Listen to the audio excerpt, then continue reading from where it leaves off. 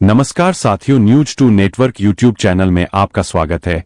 चलिए जानते हैं बिहार की 25 बड़ी खबरें। उससे पहले हमारे वीडियो को लाइक करें और चैनल को सब्सक्राइब करें। 40,000 लाभार्थियों के खाते में आया कितना पैसा? प्रधानमंत्री नरेंद्र मोदी आज मोतिहारी से प्रधानमंत्री आवास योजना ग्रामीण के 40,000 लाभार्थियों के खाते में 162 करोड़ रुपए ट्रांसफर कर दिए हैं। साथ ही उन्होंने 12,000 लाभार्थियों को गृह प्रवेश के तहत पक्के घरों की चाबी भी सौंप दी है। देश की कृषि व्यवस्था में व्यापक सुधार की दिशा में एक ऐतिहासिक कदम उठाते हुए केंद्रीय मंत्रिमंडल ने प्रधानमंत्री धन धान्य कृषि योजना को मंजूरी दी। इस योजना का उद्देश्य देश के 100 कम प्रदर्शन वाले कृषि जिलों में सतत विकास को सुनिश्चित करना है। योजना का वार्षिक परिव्यय 24,000 करोड़ रुपए रखा गया है और यह अगले 6 वर्षों तक लागू की जाएगी। बिहार के 15 जिलों में वज्रपात के साथ होगी भारी बारिश। मौसम विभाग ने जारी किया चेतावनी अलर्ट। बिहार के अधिकांश भागों में कुछ देर बाद बादल छाए रहने के साथ मध्यम गति की पूर्वी हवा चलने की संभावना है। वहीं किशनगंज, अररिया, सुपौल, मधेपुरा, पूर्णिया, सहरसा, मधुबनी, दरभंगा, समस्तीपुर, बांका, जमुई, बेगूसराय, गया, लखीसराय और शेखपुरा जिलों के अधिकांश स्थानों पर भारी बारिश होने की संभावना है। बिहार चुनाव से पहले नीतीश कुमार को झटका। एक और कद्दावर नेता ने छोड़ी जेडीयू, बोले एनडीए के साथ रहूंगा। मुजफ्फरपुर में विधानसभा चुनाव की सुगबुगाहट के बीच जनता दल यूनाइटेड जेडीयू को झटका लगा है।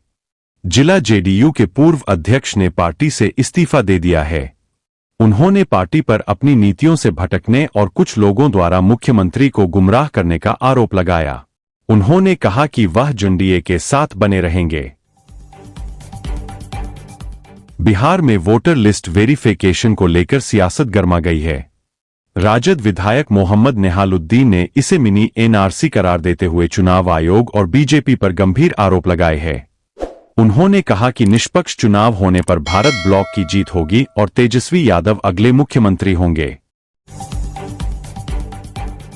महिला को के साथ बदमाशों ने की बदसलूकी, मोबाइल छीना और कार पर हमला किया। 3 युवक गिरफ्तार। बिहार के रोहतास में एक महिला सीओ के साथ बदसलूकी का मामला सामने आया। बदमाशों ने उनका मोबाइल छीना और कार पर हमला भी किया। इस मामले में 3 युवक गिरफ्तार किए गए हैं। बिहार के सभी 38 जिलों के शहरी क्षेत्रों में पाइपलाइन के जरिए प्राकृतिक गैस अर्थात पीएनजी की आपूर्ति रसोई घरों में की जाएगी। 30 लाख से अधिक पीएनजी घरेलू कनेक्शन दिए जाएंगे। राज्य सरकार ने स्वच्छ ऊर्जा को बढ़ावा देने के लिए बिहार शहरी गैस वितरण नीति 2025 को मंजूरी दे दी है। खाद्य एवं उपभोक्ता संरक्षण विभाग ने अधिसूचना जारी कर राज्य में इस नीति को लागू कर दिया है। जल्द ही यह सुविधा बहाल कर दी जाएगी। बिहार के रजिस्ट्री दफ्तरों में दस्तावेजों से नहीं हो पाएगी छेड़छाड़। बिहार के सभी निबंधन कार्यालय सीसीटीवी की निगरानी में रहेंगे। उनके इजलास और प्रतीक्षालय से लेकर अभिलेखागार का पूरा परिसर राज्य मुख्यालय की नजर में रहेगा। मद्य निषेध उत्पाद एवं निबंधन विभाग ने 140 जिला अवर निबंधन कार्यालयों के साथ ही 9 प्रमंडलीय कार्यालयों में सीसीटीवी लगाए जाने की सहमति दी थी। विभागीय अधिकारियों के मुताबिक इनमें से 125 कार्यालयों के कैमरे ऑनलाइन भी हो चुके हैं। बिहार पुलिस में इस पद के लिए 60,000 रुपए तक है सैलरी। बस आना चाहिए। ये काम बिहार पुलिस में भर्ती होने का सपना कई युवा देखते हैं। लेकिन क्या आप जानते हैं, हाल ही में बिहार पुलिस में ड्राइवर कांस्टेबल के पदों पर भर्ती निकाली गई है। इस भर्ती के तहत 10वीं 12वीं पास युवा अप्लाई कर सकते हैं। आइए जानते हैं कि ड्राइवर कांस्टेबल को कितनी सैलरी मिलती है। बिहार के इस जिले में पीने के पानी की किल्लत होगी दूर। सरकार ने शुरू की विशेष तैयारी। सीतामढ़ी, मधुबनी, दरभंगा और झंझारपुर में भूजल स्तर गिरने की वजह से पेयजल की समस्या बहुत बढ़ गई है। इस समस्या समाधान के लिए लोक स्वास्थ्य अभियंत्रण विभाग इन जिलों में 528 नए चापाकल लगाएगा। बिहार के मोतिहारी स्थित गांधी मैदान में प्रधानमंत्री नरेंद्र मोदी ने 7,200 करोड़ से अधिक की रेल, सड़क, मत्स्य, ग्रामीण विकास और सूचना प्रौद्योगिकी से जुड़ी विकास परियोजनाओं की सौगात दी। इस कार्यक्रम में मुख्यमंत्री नीतीश कुमार भी शामिल हुए। अपने अपने संबोधनों में पीएम और सीएम ने एक दूसरे की जमकर तारीफ की। पीएम मोदी ने बिहार वासियों को दी बड़ी सौगात, कहा बनाएंगे नया बिहार। फिर एक बार एनडीए सरकार उप मुख्यमंत्री सम्राट चौधरी ने कहा कि मोतिहारी में एक ऐतिहासिक कार्यक्रम के तहत बिहार की जनता को 7,217 करोड़ रुपए की विकास परियोजनाओं की सौगात पीएम मोदी ने दे दिया है। इन योजनाओं से प्रदेश के पूर्वी और पश्चिमी इलाकों को आपस में जोड़ने, परिवहन सुगमता और आर्थिक गतिविधियों को नई मजबूती मिलेगी।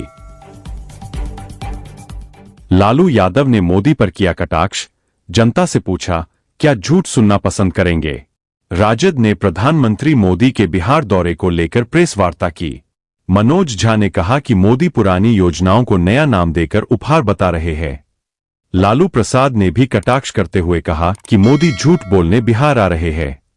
मनोज झा ने योजनाओं को जनता के टैक्स से खर्च होने वाला बताया और अपराध के चरम पर होने का आरोप लगाया।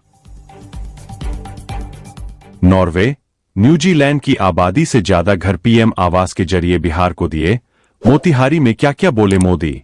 पीएम मोदी ने मोतिहारी का जिक्र करते हुए कहा कि ये धरती चंपारण की धरती है। इस धरती ने इतिहास बनाया है। 125 यूनिट के बाद कैसे बनेगा बिजली बिल, सब्सिडी का क्या होगा। बिहार सरकार ने घरेलू बिजली उपभोक्ताओं को बड़ी राहत दी है। अब हर महीने 125 यूनिट तक बिजली मुफ्त मिलेगी।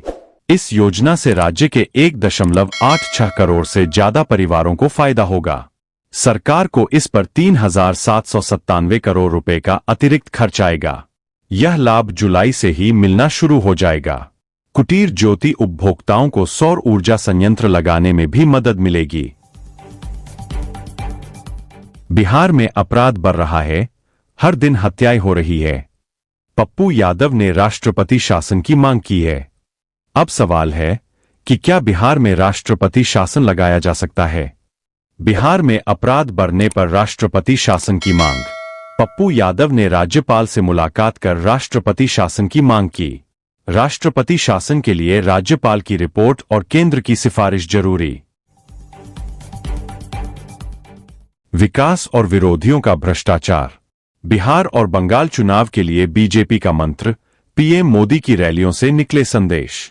आगामी बिहार और पश्चिम बंगाल चुनावों को देखते हुए प्रधानमंत्री मोदी ने रैलियों में विकास पर जोर दिया और विपक्ष के भ्रष्टाचार को उजागर किया।